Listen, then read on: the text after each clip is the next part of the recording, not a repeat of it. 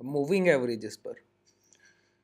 कल के सेशन में मैंने से मूविंग एवरेजेस को टच किया और वहाँ पर मैंने आपको उस 15-16 मिनट की वीडियो में समझाया कि औसत किस तरह काम करते हैं।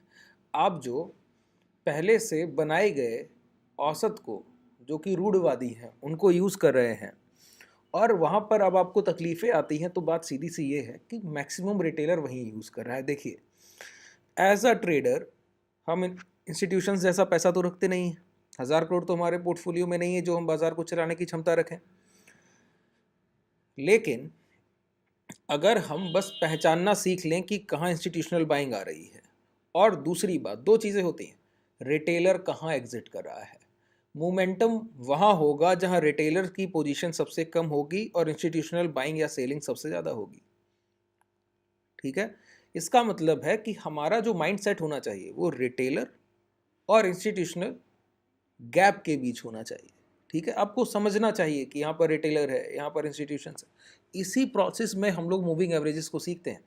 देखिए, औसत इतना बेहतरीन टूल है। प्राइजेक्शन के बाद अगर मैं किसी पर बिलीव करता हूँ तो एवरेजेस है। मैं जिस तरह से आपको एवरेज का उपयोग करना बता रहा हूँ, तो ये मान के चलिए वो कोई रैंडम एवरेज होगा। आपको 70 का एवरेज यूज़ करना होगा, 76 का करना होगा, 180 का करना होगा, 170 का करना होगा, इस तरह। क्यों? हम बायर का एवरेज ले रहे हैं, सेलर का एवरेज ले रहे हैं। हमको क्या करना होता है, ज़रा ध्यान से समझें। सबसे पहला काम हमको करना होता है कि हमको एक पीक पॉइंट, स्विंग हाई ढूंढना होता है जिस स्तर के ऊपर बाजार ट्रेड ना किया हो। सेलर का लास्ट सेलिंग प्राइस हमको ढूंढना होता है। उसके बाद सेलर जब तक उस सेलर के हाई नहीं गए तब तक प्राइस उसके नीचे ट्रेड कर रहा है। तो इस फॉर्मेशन में जितनी कैंडल्स फॉर्म हुई हैं, उन टोटल नंबर ऑफ कैंडल्स का औसत ही सेलर का एवरेज है। ठीक है, इसी तरह स्विंग लो। अच्छा, एक बात बताइए, कल के सेशन में मैंने इसको बहुत ब्रीफली डिस्कस किया हुआ है। अगर नहीं देखा है तो एक वीडियो छोड़कर नेक्स्ट वीडियो जो आपको चैनल ओपन करने पर मिलेगा वो आपको मूविंग एवरेज का ही मिलेगा। बहुत आसानी से उसको देखिए। और हो सकता है ये सेशन मैं थोड़ा सा लंबा करूं, हो सकता है, क्योंकि समझाने में समय जाएगा और चीज़ों को जितना आसानी से और इत्मीनान से आप समझेंगे आपके लिए बहुत बेनिफिशियल होगा। चलिए देखिए, मैं क्या बोलता हूँ कि सेलर का लास्ट सेलिंग प्राइस इंस्टीट्यूशनल का क्या हो सकता है, जहां तक प्राइस चल कर गया उसके ऊपर तो पोजीशन बनेगी नहीं।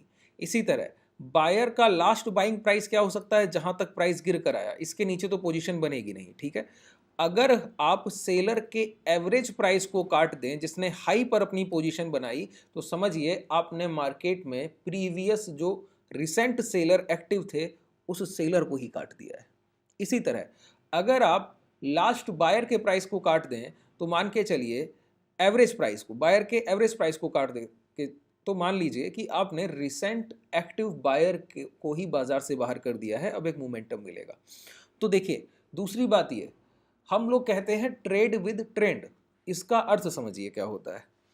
ट्रेंड को तो आप कभी अभी समझने से रहे, लेकिन ट्रेंड का मतलब सीधा सा है, जो एक्टिव है अभी बाजार में हमको उसके ऊपर बिलीव करना है। अगर मोमेंटम अप साइड है तो बायर हमारे लिए भरोसे के लायक है। अगर मोमेंटम डाउन साइड है, रिसेंट मोमेंटम अभी जिधर बाजार चल रहा है, तो सेलर हमारे लिए भरोसे के लायक है। तो मतलब अभी जो प्राइस कर रहा है हम उसको ब्रेकआउट का सोचेंगे या ब्रेकडाउन का सोचेंगे। जैसे यहां पर ये पीक प्राइस बना था 46,200, जहां अभी हम लोग ट्रेड कर रहे हैं, हाई लगा कर आए हैं, उसी के आसपास का प्राइस। ठीक है, उसके बाद डाउन ट्रेंड में प्राइस गया, तो सेलर का लास्ट सेलिंग प्राइस क्या है, 46,300।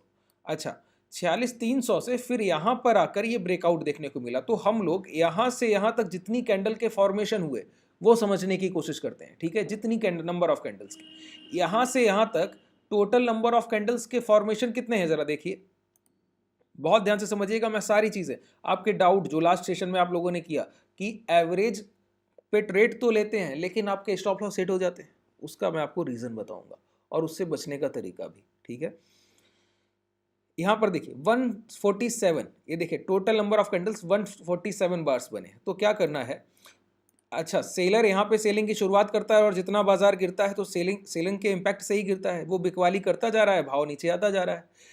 बीच में कोई बायर आ गए, यहाँ पर देखिए आप, इस जगह लो लगाने के बाद प्राइस फिर हायर हाइज में जाने लगा। एक हाई लगाने के बाद जब प्राइस नया हाई लगाने लगे और गिरावट में प्रीवियस हाई को सेव करे तो समझिए खरीदार कहीं ना कहीं इंटरेस्टेड है। लेकिन बायर सेलर बहुत ऊपर से सेल कर रहा है, बायर तो अभी अभी आया है, तो क्या करना चाहिए?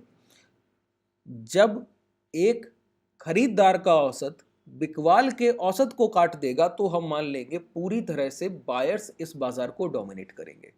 अभी एक कंप्लीट फॉर्मेशन नहीं है, कंप्लीट कॉन्सेप्ट नहीं है, इसको मैं अभी क्लियर करूंगा। देखिए, जैसे यहां से मैंने देखा यहां तक टोटल नंबर ऑफ कैंडल्स का फॉर्मेशन कितना है 147। यहां पर इंडिकेटर पर आइए, मूविंग एवरेज पर आ जाइए। मूविंग एवरेज पर क्लिक किया, आपने देखा यहां पर ये मूविंग एवरेज क्लोजिंग बेसिस पे लगा हुआ है। सेटिंग्स पे जाइए, लेंथ 9 कैंडल्स का औसत नहीं चाहिए मुझे total number of candles 147 candles का एवरेज चाहिए। अच्छा, ये कैंडल्स नंबर ऑफ कैंडल्स अलग अलग टाइम फ्रेम पर अलग होंगे। जैसे अभी मैं यूज कर रहा हूँ 125 मिनट्स का टाइम फ्रेम, अगर आप यही 250 मिनट का टाइम फ्रेम यूज करें, ठीक है, 250 मिनट का मतलब एक अच्छा टाइम फ्रेम हो गया आपके लिए, 4 घंटे 10 मिनट के आसपास 4 घंटे का टाइम फ्रेम यूज करेंगे तो लगभग लगभग आपके पास जो कैंडल्स आएंगी वो हाफ हो जाएंगी, वो लगभग 70-72 कैंडल आएंगी। तो इस तरह से आप इसको यूज करते हैं। अच्छा देखिए, यहां पर इस सेलर के प्राइस के ऊपर गौर कीजिएगा, बहुत ध्यान से चीजों को समझना है, ठीक है। देखिए, सेलर के प्राइस को टच किया, वहीं से सेलर अपने प्राइस पे शॉर्ट कर रहा है। दोबारा आपने इसके ऊपर जाने की कोशिश की, क्या उसने निकलने दिया आपको? नहीं, वहीं से गिरा दिया, ठीक है। लेकिन अब आप निकल गए हैं। अच्छा, जो लोग कहते हैं कि सिर्फ एवरेज के ऊपर प्राइस आ जाने पर लॉन्ग कर देना है, बिल्कुल गलत बात है। नहीं, ये बिल्कुल भी सही थ्योरी नहीं है। एवरेज के ऊपर क्लोजिंग जब मिलेगी, ये सेलर का औसत भाव हुआ, इस सेलर ने जो पोजीशन बनाई इसका औसत प्राइस ये है। अगर प्राइस इसके एवरेज प्राइस को काट रहा है तो सीधी सी बात है ये अपनी पोजीशंस को काट कर भागेंगे जरूर। पहले तो बचाने की कोशिश करेंगे, जो कि यहाँ पे की कि अपने औसत को सेव करें। यहाँ भी ये कोशिश हुई तो उन्होंने अपने प्राइस को सेव कर लिया, फिर ये कोशिश हो रही है तो अब वो अपनी पोजीशंस को दोबारा बचाने की कोशिश कर रहे हैं, लेकिन बायर स्विंग हाई पर रोक दे रहा है और दोबारा जाके हाई ब्रेक करा रहा है। तो अब सेलर डर गए हैं, वो अपनी पोजीशंस को पूरी तरह स्क्वायर ऑफ करेंगे, ठीक है। अच्छा, अगर आप एक कॉन्ट्रैक्ट को सेल करें, कॉन्ट्रैक्ट का मतलब हुआ अगर आप एक पुट ऑप्शन को सेल करें या फिर कॉल ऑप्शन को सेल करें तो मैं कहूं स्क्वायर ऑफ कीजिए, मतलब अपनी पोजीशन से एग्जिट कीजिए। तो क्या करना होता है? बाई करना होता है। इसी तरह एक फ्यूचर कॉन्ट्रैक्ट को आप बाई करें, आप बैंक निफ्टी का एक फ्यूचर बाई करें, एक फुट बाई करें, और जब मैं कहूं स्क्वायर ऑफ कीजिए तो आप क्या करते हैं? सेल करते हैं। अगर फ्यूचर आपने यहां पर शॉर्ट किए हों 46,200 के प्राइस पर, अब भाव गिरते हुए निचले स्तर पर आ रहा है तो ये सेल का पोजीशन हुआ, फ्यूचर को सेल करके आप बैठे। जब आपका एवरेज प्राइस निकला तो सेल की पोजीशन को स्क्वायर ऑफ करने के लिए क्या करना होगा? बाई करना होगा।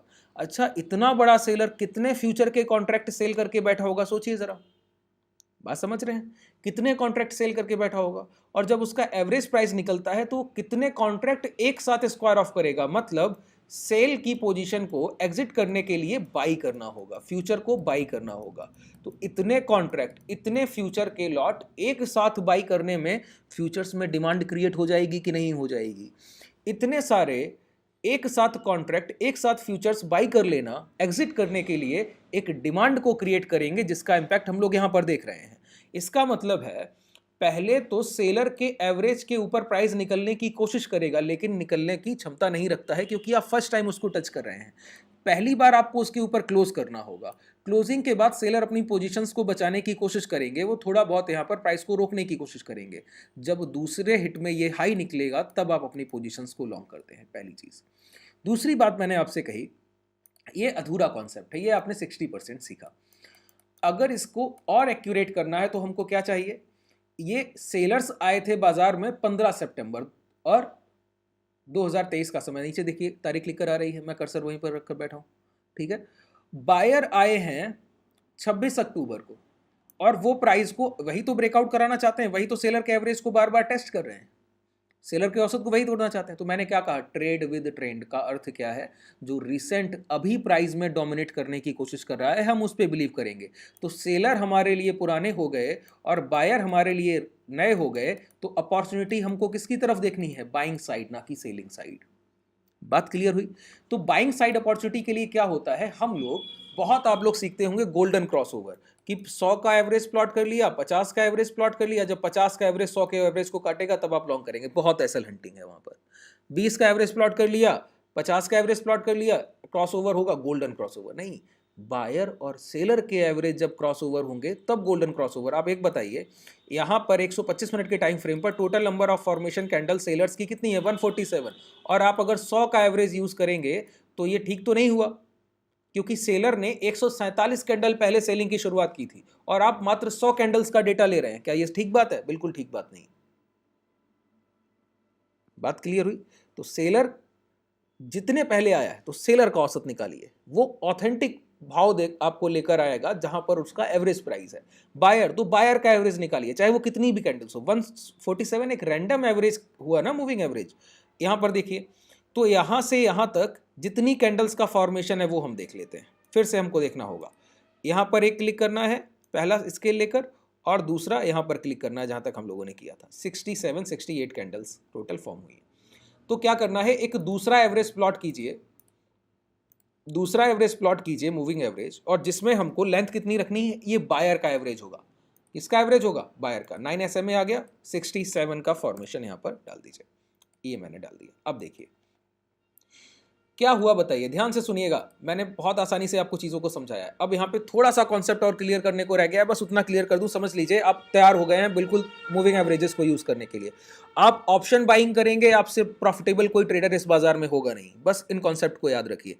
एक ट्रेडिंग जर्नल बनाइए। ट्रेडिंग जर्नल समझते हैं कि जब आप लाइव मार्केट में बैठे हैं तो अपने ट्रेड को एग्जीक्यूट करने के बाद जो आपके माइंड में चीज़ें आ रही हैं कि एग्जिट करना होगा, प्राइस नीचे आ रहा है, फियर आ रहा है माइंड में, क्या ट्रेड गलत प्लान हो गया है, ये सारी चीज़ें जब आप एक डायरी में नोट डाउन करके रख लेते हैं, अगले सेशन में बैठने से पहले 9:15 से पहले आप उसको एक बार पढ़िए, और ये रोज़ कीजिए। तो इससे क्या होगा, आपको अपने पिछले दिन की खुद की गलतियां रियलाइजेशन में आएंगी, आप उनको अनुभव करेंगे और स्किप करने की कोशिश करेंगे। इसी तरह ट्रेडिंग में स्किल को लाया जाता है। ठीक है, समझिए। देखिए, ये वीडियो जब आप पूरा देखेंगे ना, तो मैं क्या कहता हूँ, आप स्किप करके देख रहे हैं या कैसे भी देख रहे हैं, तो आपको पूरा बेनिफिट नहीं मिलने वाला है। बहुत छोटे छोटे से ट्रेडिंग में पॉइंट होते हैं जो आपको टच कर जाएंगे और समझ नहीं पाएंगे आप, और बहुत छोटी सी चीज़ें आपको बहुत प्रॉफिटेबल बना देती हैं। ट्रेडिंग बहुत आसान है, बस उसको कॉम्प्लिकेटेड मत कीजिए, बस बायर सेलर के बिहेवियर को समझिए। गोल्डन क्रॉसओवर, ये हुआ है गोल्डन क्रॉसओवर, हुआ है यहाँ पर, ये गोल्डन क्रॉसओवर है, इसको कहते हैं। जब ये क्रॉसओवर हुआ तो ये मोमेंटम मिला। अब समझिए क्या होता है, सेलर का एवरेज अगर इस तरह से नीचे गिरकर आ रहा है और नीचे से कोई बायर आया खरीदते हुए, तो प्राइस औसत से पहले सेलर के एवरेज के पास पहुंचेगा, ये तय। जब भी ये सेलर के एवरेज के पास पहुंचेगा तो सेलर अपनी लास्ट एबिलिटी से, सबसे आखिरी जितनी उसकी हिम्मत होगी पूरी जुटाएगा, पूरा डिस्ट्रीब्यूशन करेगा जितना उससे हो सकेगा, जितनी भी उसकी कैपेबिलिटी बनती है, पूरी तरीके से प्राइस को शॉर्ट करने की कोशिश करेगा। इस उसकी कोशिश में क्या होगा, उस सेलिंग के एवरेज के पास प्राइस आने के बाद नीचे गिर कर आएगा, और एक बार बायर के, ये बिल्कुल प्रैक्टिकल अप्रोच बता रहा हूं, बायर के एवरेज के नीचे आएगा। आप कोई भी क्रॉसओवर यूज करते हो, इसी कॉन्सेप्ट पे क्रॉसओवर होंगे तभी वो प्रॉफिटेबल होंगे। बायर के एवरेज के एक बार नीचे हिट करेगा, जैसे ही दोबारा लौट के बायर के एवरेज के ऊपर प्राइस आया, यहीं पे लॉन्ग का ट्रेड करना है। लौट कर प्राइस नहीं आएगा, सेलर के एवरेज को काटेगा पहले प्राइस, फिर बायर का एवरेज सेलर के एवरेज को काटेगा। क्या हुआ यहां पे समझिए, मैंने कहा एक बार प्राइस सेलर के एवरेज के पास पहले पहुंचेगा, बायर के एवरेज से पहले प्राइस पहुंचेगा सेलर के एवरेज के पास। क्लियर है? वहां पर अपनी आखिरी कोशिश करेगा सेलर प्राइस को नीचे धकेलने की, और एक बार बायर के औसत के नीचे लाने में सक्षम होगा, लेकिन जैसे ही दोबारा लौट के प्राइस बायर के एवरेज के ऊपर आता है तो समझिए यही लो अब आपका एसएल एरिया हो सकता है। अगर हेजिंग कर रहे हैं तो ये लॉस जाता ही नहीं है हालांकि, और फिर आप लॉन्ग करेंगे तो फिर प्राइस लौट कर नहीं आता है। बात क्लियर हो गई? अब दूसरी बात, आप लोगों का एक और कॉन्सेप्ट रहता है कि ऑप्शंस में आप लोगों ने डाउट पूछे, तो उसको मैं क्लियर कर देता हूं। आपका डाउट ये है, एक एवरेज में हटा देता हूं, यहां से सिर्फ एक को यूज कर रहा हूं, ठीक है? तो आपका डाउट क्या है? आपका डाउट है कि मैं यहां पर जब भी ट्रेड एग्जीक्यूट करता हूं तो मेरा स्टॉप लॉस चला जाता है मूविंग एवरेजेस को यूज करते हुए। मैं क्या कहता हूं, सेलर या बायर कोई भी एवरेज आप यूज़ कर रहे हैं, 20-50 रैंडम भी कोई भी बनाया हुआ एवरेज भी यूज़ कर रहे हैं, कुछ भी यूज़ कर रहे हैं, ठीक है। तो एवरेज के ब्रेक होने पर कभी ट्रेड मत कीजिए। ये देखिए, जब एवरेज ब्रेक हुआ है उसके नियर बाई कोई स्विंग हाई या रेजिस्टेंस लगा हुआ है, जैसे यहाँ पर ये एवरेज ब्रेक करने की कोशिश किया, तो यहाँ पर ये देखिए कि कोई पास में स्विंग हाई या एवरेज लगा हुआ है, प्राइस स्विंग हाई या रेजिस्टेंस ये लगे हुए हैं। तो सेलर के एवरेज के ऊपर मात्र प्राइस निकलने से काम नहीं चलेगा। ये जो स्विंग हाई है जब ये निकलेंगे तब प्राइस मोमेंटम देगा, उसके पहले नहीं। क्योंकि सेलर्स के प्राइस को काटिए, एवरेज के साथ उसके लास्ट सेलिंग प्राइस को भी जब काट देंगे तो क्लैरिटी आ जाएगी कि अब ये प्राइस लौट कर आएगा ही नहीं। जैसे यहाँ पर देखिए, जब यहाँ पर इसने कोशिश की तो सफल नहीं हुआ, लेकिन जब दोबारा में ये हाई टूटे और फिर ये रेजिस्टेंस एरिया टूट गया तो ये मोमेंटम की रियल शुरुआत हुई, ठीक है। तो जब भी आप एवरेज से एक शॉर्ट का ट्रेड कर रहे हैं, वहां देखिए कोई स्विंग लो लगा है, तो उस स्विंग लो को आप मार्क करेंगे, ना कि उस एवरेज को। इसी तरह यहाँ पे एवरेज ये आया है, एवरेज तो ये आ रहा है, तो एवरेज को नहीं मार्क करना है हमको। यहाँ पर देखना है स्विंग हाई क्या लगा है, स्विंग हाई ये लगा है। स्विंग हाई का मतलब होता है गिरने के बाद रिट्रेसमेंट करके प्राइस जो हाई लगाकर दोबारा गिरता है वो स्विंग हाई, गिरने के बाद रिट्रेसमेंट करके जो हाई लगा के प्राइस दोबारा गिरता है वो स्विंग हाई। इसी तरह स्विंग लो, ऊपर चलने के बाद अप ट्रेंड के बाद थोड़ी रिट्रेसमेंट के बाद जहां से प्राइस दोबारा लौट कर अप ट्रेंड में चला जाता है वो स्विंग लो, ठीक है। तो अगर शॉर्ट का ट्रेड करना है, कोई एवरेज इस तरह से आ रहा है और ये लो ब्रेक करे, तो एवरेज ब्रेक होने पर नहीं, ये स्विंग लो ब्रेक होने पे शॉर्ट कीजिए, ठीक है। बहुत चीजें आपकी इससे क्लियर हो जाएंगी। दूसरा, एवरेज या स्विंग हाई ब्रेक होने के बाद जब उस कैंडल के हाई ब्रेक हो तो बिल्कुल क्लियर है कि अब तो एसएल जाएगा नहीं, बिल्कुल सेफ ट्रेड होता है, ठीक है। अब इसके बाद भी देखिए, ये मैंने बिल्कुल आपको ऑथेंटिक प्राइस एक्शन के थ्रू और जितना बेहतर मूविंग एवरेजेस हो सकते हैं उतना बेहतर आपको सिखाया है, ठीक है। और मैं एक बात बताऊं, डेरिवेटिव में आप ऑप्शंस के चार्ट पर at the money strike prices होते हैं। जैसे अभी बाजार चल रहा है 46,839, तो 46,800 के कॉल और पुट पर आप इन एवरेजेस को प्लॉट कर लीजिए, सेलर का जो हाई लगा हो, बायर का जो लो लगा हो। जैसे ही वो क्रॉस ओवर होंगे वहां पर मोमेंटम आता है। ऑप्शन बाइंग में सबसे बेहतरीन मूविंग एवरेजेस यही काम करते हैं, इससे बेहतर नहीं काम करते हैं, ध्यान रखिए, ठीक है। अब भी अगर आपको कोई डाउट रह गया हो इसके रिगार्डिंग तो नीचे आप कमेंट सेक्शन में जितना आप लिख सकते हैं लिखिए, मैं सभी जवाब जितनी जल्दी होता है विद इन 5 मिनट्स आपको देने की कोशिश करता हूँ, ठीक है। उसके बाद एक बात और, अगर ये चीज़ें आपको पसंद आ रही हैं और आपको लग रहा है कि एक रियलिस्टिक अप्रोच है बाजार को सीखने की, जो कि बिल्कुल है, प्रैक्टिकल मार्केट के थ्रू जितना आपको समझा सकता हूँ उतना समझाने की कोशिश करता हूँ, तो अपने लोगों के साथ शेयर भी कीजिए, उनको भी बताइए कि हाँ इन चीज़ों से आप प्रॉफिटेबल हो सकते हैं, और अगर पसंद आ रहा है तो लाइक कीजिए। चलिए, धन्यवाद।